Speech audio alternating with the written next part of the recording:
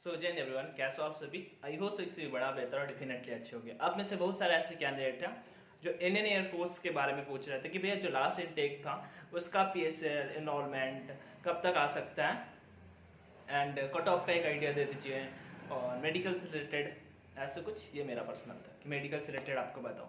Basically cut off वाला तो खैर मैंने कुछ डेटा नहीं कलेक्ट किया रियली, बट मैं आपको बता दूंगा अपकमिंग डेज में, कोई गारंटी नहीं देता। बट यहाँ पे आपको एक पीएसएल और एनरोलमेंट डेट बता देता हूँ और उसी डेट को आपको आपका पीएसएल देखने को मिल जाएगा, एनरोलमेंट देखने को मिल जाएगा। बेसिकली होता है कि इंडियन एयरफोर्स पे पहले एग्जाम कंडक्ट कराया जाता है, फिर स्टेज 2 होता है, उसके बाद आपका आता है मेडिकल एग्जाम, देन आपका आता है री मेडिकल एग्जाम, देन आपका आता है पीएसएल लिस्ट, देन आपका एनरोलमेंट लिस्ट, और फाइनली आप सभी को सेंटर पे बुलाया जाता है जहाँ पे आपको आप सभी फेज 2 देते हैं और वहाँ से आप सभी को ट्रेन के थ्रू इंडियन एयरफोर्स आपको बेलगावी या फिर अवधि जो चेन्नई पे है वहाँ पे आपका ट्रेनिंग स्टार्ट होता है।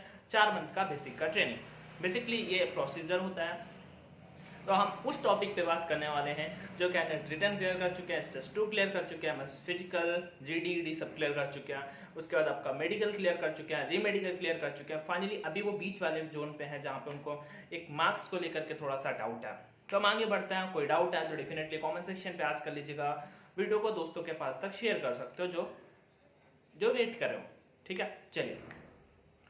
और एक बात इंपॉर्टेंट है, शेयर करेंगे, याद रहेगा। तो टॉपिक पे आता है बैक। सबसे पहले पीएसएल का जो कैंडिडेट वेट करें उनकी मैं बात बता देता हूँ। सर देखो, according to the official notification, आप नोटिफिकेशन पे जाके पढ़ेंगे तो 11 अक्टूबर मेंशन है, और सॉरी 11 नवंबर मेंशन है, और 28 नवंबर आपका मेंशन बताया गया है वहाँ पे। 28 नवंबर पे आपका बताया गया है कि एनरोलमेंट लिस्ट। अब ये पीएसएल 11 को, एनरोलमेंट 28 को, ये पीएसएल एनरोलमेंट हो सकता है कुछ कैंडिडेट नहीं जानते हो, नई प्रिपरेशन शुरू करी हो, तो बता देते हैं सर 1 मिनट के अंदर। पीएसएल प्रोविजनल सिलेक्शन लिस्ट होती है। पीएसएल क्या होता है, एक लिस्ट आती है जिसमें काफी सारे कैंडिडेट का नाम होता है, और उसके बाद उस लिस्ट में नाम होता है तो जरूरी नहीं है, ठीक है, उसका मतलब देखो प्रोविजनल है, ठीक है।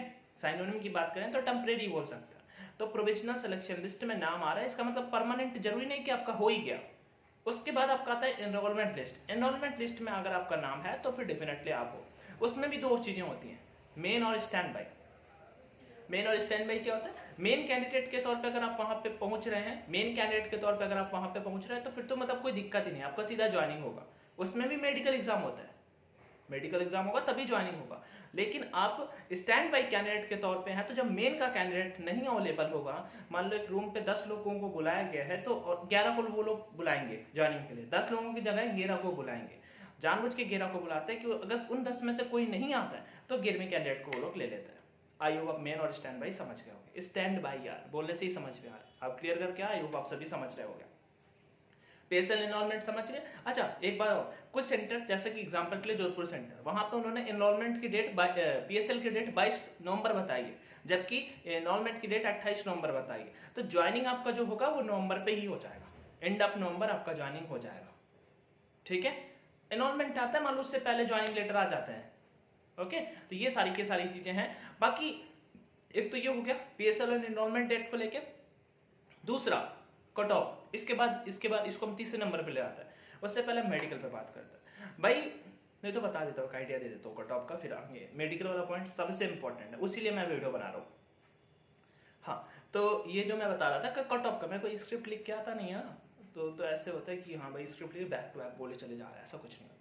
तो हम बताएं, बात कर लेते हैं कट ऑफ पे। हाँ, वाई ग्रुप का कट ऑफ है मैक्स टू मैक्स 2 नंबर बढ़ेगा, मैक्स टू मैक्स 2 नंबर बढ़ेगा। अगर बात कर लेते हैं एक्स ग्रुप का कट ऑफ, तो भाई 8 से 10 नंबर मिनिमल बढ़ने वाला। अगर 22 नंबर कट ऑफ गया है तो मिनिमल तुम 30 प्लस मार्क्स होंगे, तो सेफ मान के चलना, मेरी बातें नहीं मानना या फिर नहीं सीरियस लेना तो मत लीजिए। बट मैं बता रहा हूँ मिनिमल, क्योंकि लास्ट के 2 इंटेक्स से आपका जो कट ऑफ है, 2 या 3 इंटेक्स से कट ऑफ जो है आपका 22 नंबर जा रहा है, लेकिन वो लोग फाइनल कट ऑफ बढ़ा रहे हैं, एक बार 32 ले गए, एक बार 38 ले गए, तो इस बार भी कट ऑफ 30 क्रॉस ही जाने वाला है। अब भैया कट ऑफ पे क्यों नहीं बता देते, पहले कट ऑफ मैं भी एनालिसिस करके बताता था, अब मैं पता है कट ऑफ क्यों नहीं बता पाता हूँ। रियली कोई भी है यूट्यूब पे कट ऑफ अगर आपको ऐसे बता रहा है तो वो एक अंदाजा है, गेस है कि हाँ 34 नंबर जाएंगे 34 से, वो एक गेस से बता रहे हैं, अपने एक्सपीरियंस से बता रहे हैं। बट भाई मेरे सिंपल सा देखो यार, पहले और अब में क्या अंतर, जमीन आसमान का। पहले एयरफोर्स का जब नोटिफिकेशन आता था उसमें वैकेंसी मेंशन होती थी कि 4000 पोस्ट है, 2500 पोस्ट है एक्स ग्रुप की, 1500 पोस्ट है वाई ग्रुप की, ऐसे। अब नोटिफिकेशन आता है, वैकेंसी नहीं पता होती। पहले जब रिजल्ट आता था, ठीक है, उसमें आता था कि 12,199 लड़कों को शॉर्टलिस्ट किया है। अब जब रिजल्ट आता है भाई पीडीएफ ही नहीं आती, तो हम पता ही नहीं चलता कि कितने लड़कों को उन्होंने शॉर्ट लिस्ट किया है। इवन ये भी नहीं बता रखा कि 10 गुना करेंगे, 5 गुना करेंगे, 20 गुना करेंगे, ये भी नहीं बता रखा है। चलो रिजल्ट आया, एक यहाँ से भी रिजल्ट से काफी सारे कैंडिडेट पास हो गए। उसके बाद अगला जो स्टेज होता है स्टेज 2, स्टेज फर्स्ट हुआ, स्टेज 2 हुआ। स्टेज 2 में पहले अंदाजा लग जाता था हर एक सेंटर का कि कितने कैंडिडेट वहां पे पास हो रहे हैं, बट अब वो चीज नहीं हो पाती। इन्हीं वजह से कट ऑफ पे वीडियो बनाना थोड़ा सा मुश्किल हो जाता है कि एग्जैक्ट नंबर ऑफ कैंडिडेट का कट ऑफ का वीडियो। और तुम समझ रहे हो कि यार 10-20 कैंडिडेट के बेसिस पे अगर गूगल फॉर्म फिल भी कराता है तो लिमिटेड कैंडिडेट भाई 100 200 500 1000 लड़के पहुंच जाता है मैक्स में। हाँ, उनसे एक आइडिया लग जाएगा। तो आइडिया को मैं बता रहा हूँ कि आपके अगर 32 से 35 के बीच में होंगे तो 100 रुपए कहीं ना कहीं आप सेफ मान सकते हो अपने, और 35 प्लस वाले पक्का सेफ मान सकते हैं अपने आप को। बाकी सारी चीजें वैकेंसी पे मैटर करते हैं जो हमें पता नहीं होती है। ओके, चलो तो मैं कट ऑफ का, हाँ आप सभी को अगर जानना है कि प्रीवियस भैया 2-4 बार का कट ऑफ बता दीजिए, मेल कैंडिडेट का, फीमेल कैंडिडेट का, तो definitely I will say, but अभी मैंने वो चीज कलेक्ट नहीं करी, बट आई विल से सुन कर देंगे अपन। ठीक है, चलो फाइनल आ जाते हैं जो मोस्ट इंपॉर्टेंट पॉइंट थे, मेडिकल एग्जाम। देखो यार, कुछ करना या फिर ना करना, आपके 30 नंबर हो, 25 नंबर हो, 26 हो, 40 हो, 50 हो, 70 हो, कितने भी हो, अपना मेडिकल का ध्यान रखना। एक कैंडिडेट की स्टोरी शेयर करना चाहूंगा। भाई राजस्थान से था, महाराष्ट्र पे आई थिंक उसका ज्वाइनिंग था, पहुंच गया सेंटर, सब कुछ हो गया, फाइनल मेडिकल एग्जाम हुआ। ठीक है, 1.5 kg वेट ज्यादा निकला उसका, पॉइंट दे दिया, बोला नेक्स्ट इनरोलमेंट में आना। अब नेक्स्ट इनरोलमेंट में जब जाओगे, इनरोलमेंट में क्या होता है सर, अगर आपका एज 21 साल से ज्यादा होता है तो आप बाहर हो जाओगे। अब वो नेक्स्ट इनरोलमेंट, उससे 2 महीने बचे थे इसी इनटेक में 21 साल होने के लिए, अगर वो नेक्स्ट इनटेक में जाएगा तो उससे 21 साल 4 महीने हो जाएंगे, मतलब वो बाहर। समझ रहे भाई मेरे? तो 4 महीने मतलब केवल 1.5 kg वजन की वजह से 1.5 kg वजन उसका ज्यादा था, इस वजह से उसे आउट कर दिया। अब उसकी वैसे एयरफोर्स की भी गलती नहीं है, आई मीन आपको उस चीज के लिए मतलब पहले से अवेयर रहना चाहिए, रेडी रहना चाहिए।